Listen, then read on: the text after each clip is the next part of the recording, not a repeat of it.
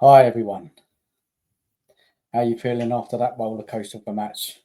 Tottenham 4, Manchester United 3. Hell of a cup game, people will say. What a game. More enjoyable game for the neutrals, of course. Now let's start off with the positives tonight. We scored 4 goals. Solanke scoring twice, he needs to be scoring more, and he did that today. It's a fair play to him, took his goals well. Good finish for the first goal. And the second goal was a lovely clip ball from Jed Spence into Solanke. Held the ball up well, and he finished well. So that was good. Then we had, I think it was the second goal where Son played through Maddison on the left. He put the ball across the box. Martinez with some really shocking defending, laid the ball into Kulusevski. Lovely assist from him. And that was the second goal. Then there was that freak goal from Son from a corner, which was very important in the end, that goal. We don't see many goals from corners, and the Man United keeper completely misjudged it. And that was it. That wrapped up the game. Obviously, I'm very happy that we won. I said before the game it was a must-win. Didn't know how. I said doesn't matter how we do it, that we do it, and we did. So fair play to the team, fair play to ANGE. We're through to the semi-finals. But that's where the positivity ends, I'm afraid. And it's really difficult because I should be happy, getting to the semi-final. Of course, I should be. It's 2 games to look forward to. But what I saw tonight, and it's up for debate, of course, everything is up for debate. And I'll be interested to hear what many people do say. True opinions. Just tell me how it is. Now, what I saw from that game is I saw Man United play a weakened team. They made changes for the game. We saw the likes of Ericsson come in. Lindelof, they changed the goalie. Their informed wingers weren't playing. So they weren't the team, their first strength team. So I thought, look, that's advantage Spurs. So we should really be dominating this game. But what we saw was Man United play quite well, to be honest. They were really pressing us, dominating the ball. We couldn't control the ball. We couldn't keep possession. They were getting themselves into good areas, Manchester United, but they just really lacked that kind of final ball, the cutting edge in front of goal. To, for all that hard work they did, they just didn't have anything at the end of it all. So we, Spurs, broke away as we do. I think it was from a free kick or Porro's shot. Porro had a shot, saved from the keeper, and Solanke with the tidy finish. 1-0. Man United continued to play like they had been playing. Maybe it was the formation they were playing what caught us out. They were doing overloads maybe in the midfield. We looked a little bit off it, Spurs, a little bit leggy. So I got a booking. It wasn't a comfortable watch. We weren't dominating the ball. And we didn't even do that thing where we had the blitz, when we scored 2 or 3 goals. I mean, we did in the second half. We scored 2 goals. But look, it was Man United, I thought, were the better team, even though we were leading. And I was a bit worried because obviously they had all the big guns to come off the bench in the second half. But look, I was hoping ANGE would get them in at half-time, kind of get them going a bit more. They needed to raise their levels in that second half if they were going to get through this match. Second half come along, and we got that early goal, which was fantastic. We needed that early goal. The third one followed, and you're looking 3-0. You think, okay, we ain't played great today, but you take it, right? You take it. That's what you want. 3-0 up at home. We were playing well. We're relaxed. I was relaxed. Yeah. I was doing a watch along with Eugene, and we were relaxed. We were laughing, cracking some few jokes, but we made a little bit of a fatal error. What we did, we were singing Forrester's praises, and I tell you what, and this is no lie, we were praising Forrester. We were saying, look, we don't call him the tree or the statue anymore because he has actually played. He's actually played really well since coming in for Vicario this season. And as soon as we said it, he goes and does that. He passes the ball out to, I think it was Gray, and it was short. Man United jumped onto it. And by that time, they had made the subs when they were 3 goals down, maybe 4 or 5 subs, can't remember exactly. And they pounced and they scored 3-1. Okay, mistakes happen. Manchester United then had their tails up, but they weren't really creating anything much. And we gave them another gift. Again, Forrester, I mean, what a proper jinx, eh? Absolute jinx. It was funny, but it was crazy. Again, Gray played a ball back to him. It's just so simple. Get rid of it, kick it out, kick it long. But he didn't realise that Darlow was closing him down. No one shouted to him, and he took a touch, and then it was a deflected goal off Darlow, and it's 3-2. And you're thinking, what is going on here? What, after a game we were totally in control in that second half after going 3-0 up, and to concede 2 goals like that, it was a bit of a freak. It was. Can you think that maybe it was because of how we play? We just don't have conviction or control of games. And we didn't in that first half. Second half, we were better. We did push Man United in, and we did go 3 goals up. But this is when the whole game management thing comes in. And I get it. Like, fans will say, you're being a bit harsh, Dan. You're being a bit harsh. Look, Ange's not in control of Forrester doing that crazy mistakes. But in a weird kind of way, it's how we play. We kind of never shut up shop, do we? When we don't sit back a bit and just keep the ball, pass it about, tire the opposition out. We keep going forward, don't we? And this is Spurs' Ange. And look, on the eye, it's entertaining. And I'm sure there's Spurs fans who love it. They love this entertaining football, and maybe they're not too worried about winning things, or I don't know. Everybody got their own, how they see football, what they want in football. Everybody watching, any neutral fan watching that game, they were enjoying themselves. But when it went to 3-2, I was just like, they're going to come back in this game. And I think even before they got the 2 goals, Manchester United, Forrester pulled out a fantastic save. And I think that was when we started to praise the guy. I don't know if his oil ran out, Forrester, maybe, he's been oiled up since he's come back, and he's pulling out some crazy saves and keeping us in games and keeping the score low in some matches. I don't know what happened there. Maybe the first mistake rattled him a bit. Because look, it happens, right? He's an experienced goalie. But what we saw then was Manchester United, really, their tails are up there and they could smell blood. And it was desperate from us. We were all over the place. Chances from Manchester United. We just didn't have anyone there who could just slow it down, calm it down, pass it back. I think there was a chance with Basuma where it looked like it could have gone as a known goal, but when I watched it back, he actually did just put it out for a corner. Manchester United tried, they huffed and puffed. We were hanging in there a bit, not attacking at all, really. After Man United got those 2 goals, we couldn't put any kind of attacking moves together. But we did actually quite late on, where there was a breakaway and Son won us a corner. And from that corner, Son managed to score, and that was just so needed, because I really thought Man United would come back and equalise in that game. It was a crazy game of football, a proper cup game. And this kind of reminded me of Spurs of old. We've always played like this, these up and down games.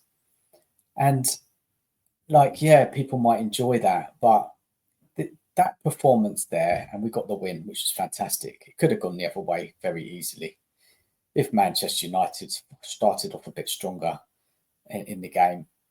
It could have been a different story. But if you look at Spurs' season, You know, this is Ange's football. You know, it's chaotic. There's no control, no conviction. We're so open. We don't ever really seem what's the word? We'd never seem safe, or I never feel like confident that we can hang on to anything. We're giving teams chances after chances. Man United, I thought, played quite well. I mean, defensively, they were poor, and maybe they should have done better in the final third, and we did gift them a couple of goals. Obviously, they got the third goal from a corner, a header, made it 4-3, but there was, what, three or 4 minutes of injury time left, and we did hang in there, so fair enough.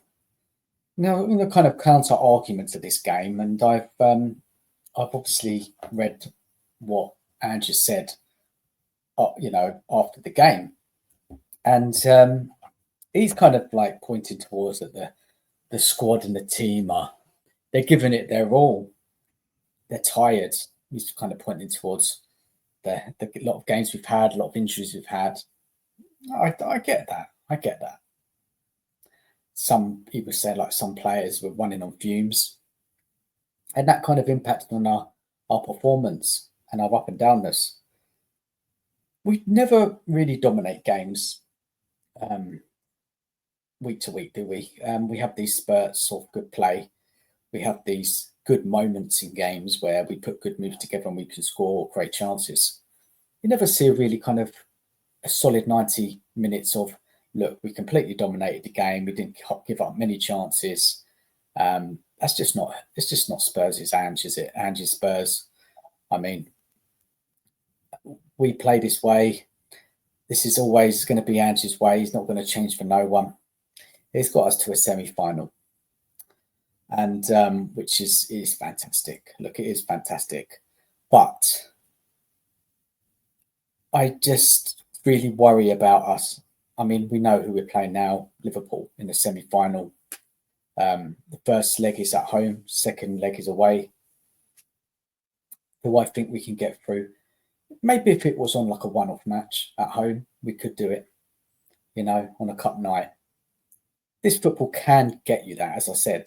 Ange's football can get you wins, but it also can get you defeats. And if you look at the league, 7 wins, 7 defeats. So that's just evidence there that we're just not a stable side. You never really know what you're going to get from us. And if other teams' managers are clever, they put in game plans and they can get success against Spurs. And this has been an ongoing theme through this season and last. Trouble is playing Liverpool over 2 legs is that you might get away with it in 1 game, but not 2. This football won't get you through. I just can't see it unless Liverpool have like major injuries or something like that, and we get lucky. That's the only way we're getting through to the final. It was an absolute bonkers game, a crazy game, and I saw Ange. He was so relieved at the end of it that we won and we're going through to the semi-finals. The look on players' faces were kind of a relief. When Ange walked through that tunnel at the end, I can't say he looked happy. No, he didn't. He didn't look happy. The fans were happy. They were singing and cheering and clapping.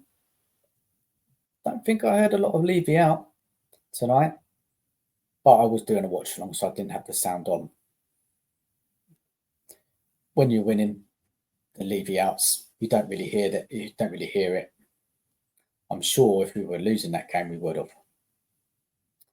Look, it is what it is. So just a couple of comments from Ange, and it's the same thing with him. Like I said, I get the kind of the injuries and a lot of games and players are running on empty. I do understand that, but I just think it's that the way we play 90 minutes is kind of gung ho. We don't reserve energy. It's just like up and down, up and down. Spence played well, I thought. I've got to say, as a positive, Spence had a good game. Porro, weren't the best, had a couple of good shots, which did lead to the first goal. Defensively, we were got out throughout the game. Midfield just didn't look secure. It wasn't the best performances from Basuma and So, I thought. Maddison in and out of the game. Son didn't do a lot, really. Didn't really play that well. Kulusevski, he looked tired. So maybe there is something with that. Because he's a player who just keeps running and running and running. And he got a goal. Just going back to Ange's comments. He's kind of saying, let's have a look now what he says. We played so well in control of the game. I don't know if he means when we went 3 up that we were playing well, but anybody watching that game saw that Man United, they had a lot of the ball. They create some good chances, and it's on them really for not finishing them. I don't know. That game, and I have to be honest, and I should be happy, and I am happy, but I'm not happy because of that performance. And it's just like a copy of performances throughout the season. It went for us tonight. We got it. We got to the semi-finals. And the next game we play Liverpool. Liverpool at home on Sunday, 4:30 after the protest. The bench, you look at that bench today, not a lot on it. I heard Werner was unwell. I thought he was dropped from the squad. Reguilon, he was on the bench. The cameras pointed to him and he didn't look like a happy man. I don't blame him. He's not got one game this season, has he? Been put out in the cold. They couldn't sell him or loan him. And ANGE has just not used him at all. They've probably fallen out. I don't know. I just feel after that game, I mean, it was like a massive relief to get through and to get the win. Of course, like I couldn't have bared losing that game or getting a draw and then could have gone out on penalties, for example. I would have been really, really, really frustrated. But there's just something in me that's it just holding me back from really being really happy. And it is just how we are under ANGE, and that I have no confidence in him as a manager. The team just does look so weak at times, and they look clueless at times. Sometimes they just can't string a pass together. Sometimes they just make silly decisions, playing it out from the back time and time again. And Forrester got caught twice tonight. There doesn't look anybody on that pitch who really kind of takes control of the team and rallies the troops. And just leaves them to it. Little instruction from the sidelines. Look, there'll be many fans watching this video and saying, "Oh, Dan, you should be happy. We're through to a semi-final." Yeah, but come on, like you all watched that. You've all seen us play this season. We were lucky Man United played a weakened team in that first half, and they did bring on the players in the second half. And we got it wrong. I'm not too sure. I'm sure the Man United fans will be very unhappy that Almiron did that. But again, he's trying to protect his players. Maybe he's trying to work out what players he can use this season. He's got to see them, hasn't he, in a big game like the quarterfinal. Eriksen is an experienced player. He hasn't played a lot, but you know what you're getting from him. The goalie, I don't know too much about, and the defence didn't look the best, did it? But to be fair to Manchester United, they did take the game to us and they attacked us. And I see a difference in that play from what you would see under Ten Hag. Ten Hag was a lot more of a cautious manager, wasn't he? Especially away from home. And I think Almiron, over time, Man United, and if he gets the plays that he needs, shifts out those that he needs to, I think they'll be good. There's definitely positive signs for Man United. Look, it's early days still. So, guys, give us your comments on this video. Bit of a longer one for kind of like a match review. Normally, I don't do them that long, 5 or 6 minutes. But there was just a lot going on in that game. A lot of worries, a lot of concerns, some good stuff, of course, as I've mentioned. What will Sunday bring? We will find out. Anyway, guys, thanks for watching. Enjoy the rest of your day. And come on, you Spurs.